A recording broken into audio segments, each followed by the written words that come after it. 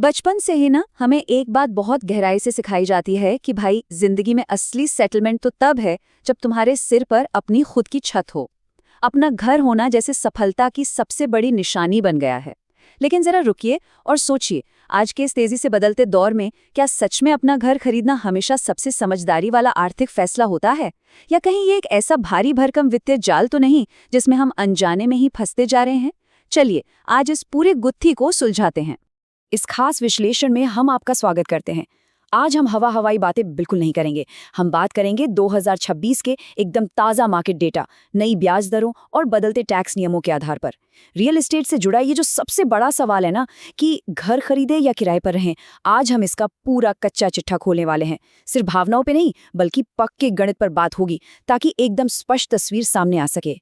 आज के इस सफर में हम 5 अहम पड़ावों से गुजरेंगे। सबसे पहले देखेंगे कि इस मुद्दे पर भावनाएं और गणित आपस में कैसे टकराते हैं। फिर समझेंगे घर की असली कीमत का सच। उसके बाद रेंट और एसआईपी की जादुई ताकत को जानेंगे। फैसला लेने के 3 अचूक नियमों पर बात करेंगे और अंत में देखेंगे 2026 की मार्केट की जमीनी सच्चाई। तो चलिए पहले पड़ाव से शुरुआत करते हैं, भावनाएं बनाम गणित। देखिए, एक घर सिर्फ ईंट और सीमेंट का ढांचा तो होता नहीं है ना? इससे हमारी भावनाएं जुड़ी होती हैं, एक इमोशनल इक्विटी होती है।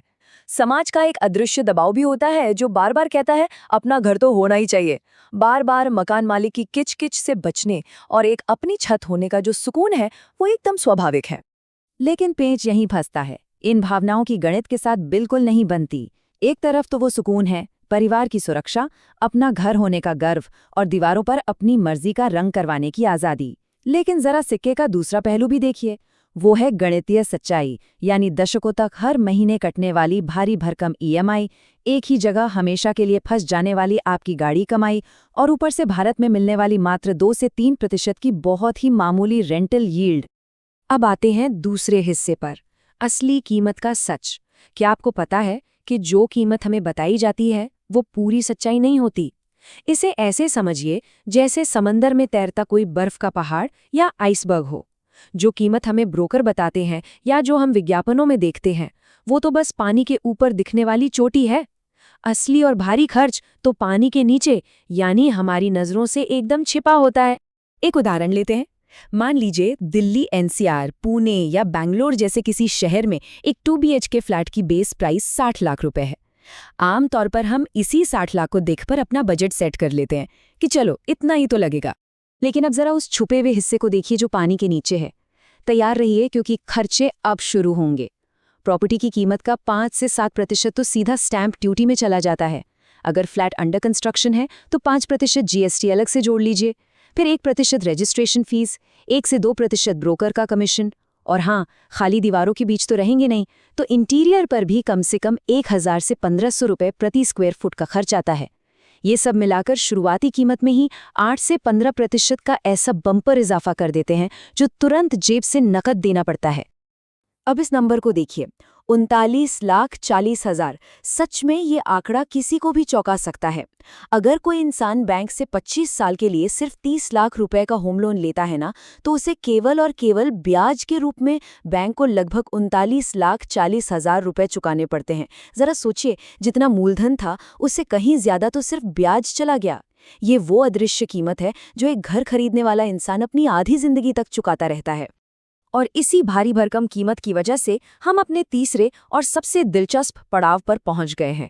क्या घर खरीदने के अलावा कोई और स्मार्ट रास्ता है? बिल्कुल है, और वो है किराए पर रहना, और उससे जो पैसा बचे उसे बहुत ही अनुशासित तरीके से एसआईपी में निवेश करना। चलिए देखते हैं ये काम कैसे करता है। अगर हम दोनों रास्तों को आमने सामने रखकर देखें तो तस्वीर बिल्कुल साफ हो जाती है। उसी 60 लाख के घर को अगर खरीदा जाता है तो हर महीने की ईएमआई करीब 41 से 43,000 रुपये के बीच बैठेगी। लेकिन अगर उसी घर को किराए पर लेते हैं तो खर्च सिर्फ 18 से 22,000 रुपये के आसपास होगा। घर खरीदने पर पूंजी एक ही जगह लॉक हो जाती है, वहीं रेंट वाले विकल्प में कभी भी कहीं भी जाने का लचीलापन मिलता है। और सबसे बड़ी बात, जो ईएमआई और रेंट के बीच का पैसा बचता है उसे निवेश करके कंपाउंडिंग का जबरदस्त जादू देखा जा सकता है। अर्थशास्त्र में इसे अवसर लागत या अपॉर्चुनिटी कॉस्ट कहते हैं। ये समझना बहुत ज़रूरी है। जब हम अपने जीवन भर की जमा पूंजी डाउन पेमेंट में लगा देते हैं और हर महीने एक भारी ईएमआई भरते हैं, तो असल में हम वो पैसा शेयर बाजार या म्यूचुअल फंड जैसी जगहों पर निवेश करने का अवसर खो रहे होते हैं, जहां रिटर्न कहीं ज़्यादा मिल सकता था। रेंट और एसआईपी की जो ये पूरी रणनीति है ना, उसका असली इंजन यही अवसर लागत है। इसे 20 साल के वेल्थ प्रोजेक्शन से समझते हैं तो सब कुछ शीशे की तरह साफ हो जाएगा। जहां रियल एस्टेट से औसतन 7 से 12% का सालाना रिटर्न मिलता है, वहीं अगर बचा हुआ पैसा इक्विटी म्यूचुअल फंड में लगाया जाए तो वहां ऐतिहासिक रूप से 12 से 15% तक का रिटर्न मिल सकता है। अगर सिर्फ गणित की बात करें तो लंबे समय में एक अनुशासित एसआईपी पारंपरिक रियल एस्टेट की ग्रोथ को बहुत पीछे छोड़ सकती है। तो अब सवाल ये है कि सही निर्णय लें कैसे? सिर्फ भावनाओं में बहकर तो जिंदगी की इतनी बड़ी पूंजी दांव पर नहीं लगाई जा सकती। इसलिए हमने इस चौथे हिस्से में 3 ऐसे ठोस डेटा पर आधारित नियम तय किए हैं जो एकदम निष्पक्ष और सही फैसला लेने में मदद करेंगे। ये 3 नियम एकदम पक्के हैं।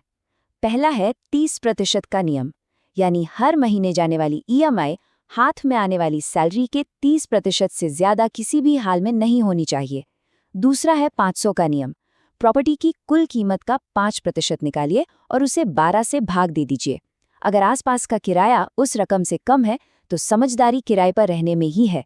और तीसरा है 4% यील्ड नियम। भारत में आमतौर पर रेंटल यील्ड 2 से 3% ही होती है, लेकिन अगर किसी प्रॉपर्टी पर ये यील्ड 4% से ऊपर मिल रही है तभी उसे खरीदने का गणित सही बैठता है। चलिए अब जरा किताबों और नियमों से बाहर निकलकर असल दुनिया में आते हैं। भाग 5, 2026 की मार्केट का सच। आज के इस साल में आर्थिक और कानूनी माहौल कैसा है, क्योंकि ये जमीनी सच्चाई ही तय करेगी कि आगे क्या कदम उठाना चाहिए। अगर हम आरबीआई के रेपो रेट का सफ़र देखें तो 2025 में 125 बेसिक पॉइंट्स की अच्छी खासी कटौती हुई थी और अब अप्रैल 2026 में रेट 5.25% पर आकर स्थिर हो गया है। इसका सीधा सा मतलब ये है कि जिन लोगों का लोन एक्सटर्नल बेंचमार्क से लिंक है, उनकी ईएमआई का बोझ थोड़ा हल्का हुआ है। लेकिन जो लोग आज भी पुराने एमसीएलआर सिस्टम पर अटके हैं, उन्हें इस गिरावट का पूरा फायदा अभी तक नहीं मिल पाया है। एक और बड़ा ट्विस्ट है टैक्स के नियमों में।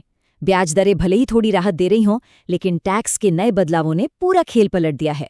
अब 12.5% का नया कैपिटल गेन्स टैक्स लग गया है और सबसे बड़ा झटका, इंडेक्सेशन का फायदा खत्म कर दिया गया है। ये रियल एस्टेट निवेशकों के लिए काफी निराशाजनक है। इसके अलावा नई टैक्स रिजीम को जिस तरह से बढ़ावा दिया जा रहा है, उसमें होम लोन के ब्याज पर मिलने वाली वो पुरानी टैक्स छूट अब गायब हो चुकी है। यानी घर खरीदने के जो पुराने टैक्स वाले फायदे थे, वो अब लगभग खत्म हो रहे हैं। और अगर बाजार में सस्ते घर तलाशे जा रहे हैं तो ये आंकड़े निराश कर सकते हैं। 45 लाख से कम कीमत वाले जो किफ़ायती आवास होते थे, 2019 में उनका मार्केट शेयर 38% था, जो 2026 में सिकुड़कर सिर्फ 18% रह गया है। बिल्डर्स का पूरा फोकस अब सिर्फ महंगे और प्रीमियम घरों पर है। एक आम इंसान के लिए अपने बजट में घर ढूंढना बहुत मुश्किल हो गया है और इसी वजह से कई लोग मजबूरन आजीवन किराए पर रहने का मन बना रहे हैं। तो अब आते हैं सबसे अहम सवाल पर। इन सारे आंकड़ों, कड़े नियमों और 2026 के इस मार्केट के सच को जानने के बाद अंतिम निष्कर्ष क्या है? 2026 में सबसे समझदारी वाला कदम क्या होना चाहिए? इसे समझने के लिए वेल्फिन इनसाइट की एक बहुत ही सटीक बात याद आती है। वो कहते हैं, सही इंश्योरेंस की रकम वो नहीं होती जो सबसे सस्ती या सबसे महंगी हो। सही वो है जो किसी व्यक्ति के जीवन के एकदम अनुकूल हो। बिल्कुल यही फॉर्मूला रियल एस्टेट पर भी लागू होता है। सबसे अच्छी रणनीति वही है जो आपकी नौकरी, आर्थिक स्थिति और लंबी अवधि के जीवन लक्ष्यों के साथ बिल्कुल फिट बैठे। कोई एक रेडीमेड फॉर्मूला सब पर काम नहीं कर सकता। जो लोग अभी भी सोच विचार में फंसे हैं, उनके लिए ये हाइब्रिड रणनीति कमाल की साबित हो सकती है। अगले 3 से 5 साल तक आराम से किराए पर रहिए और अपनी आज़ादी को एंजॉय कीजिए। लेकिन जो पैसा ईएमआई और रेंट के बीच बच रहा है, उसे एकदम अनुशासित तरीके से हर महीने एसआईपी में डालिए। आप हैरान रह जाएंगे कि कुछ ही सालों में एक बहुत बड़ा डाउन पेमेंट इकट्ठा हो जाएगा। और हाँ, अपना सिबिल स्कोर 750 के ऊपर बनाए रखिए ताकि जब भविष्य में घर खरीदने जाएं तो सबसे बेहतरीन ब्याज दरें मिलें। तो इस पूरे विश्लेषण के बाद सोचने वाली बात यही है, अपनी नौकरी, अपने व्यक्तिगत लक्ष्यों और अपनी आर्थिक मजबूती को तौल कर देखिए। इन सारे गणितीय नियमों को अपनी परिस्थिति पर लागू कीजिए। 2026 के इस दौर में असली समझदारी किसमें है? एक घर खरीदकर ईएमआई चुकाने में, या फिर किराए पर रहकर एसआईपी के कंपाउंडिंग जादू का फायदा उठाने में? इस पर गंभीरता से विचार जरूर कीजिएगा, क्योंकि ये जिंदगी के सबसे बड़े आर्थिक फैसलों में से एक है।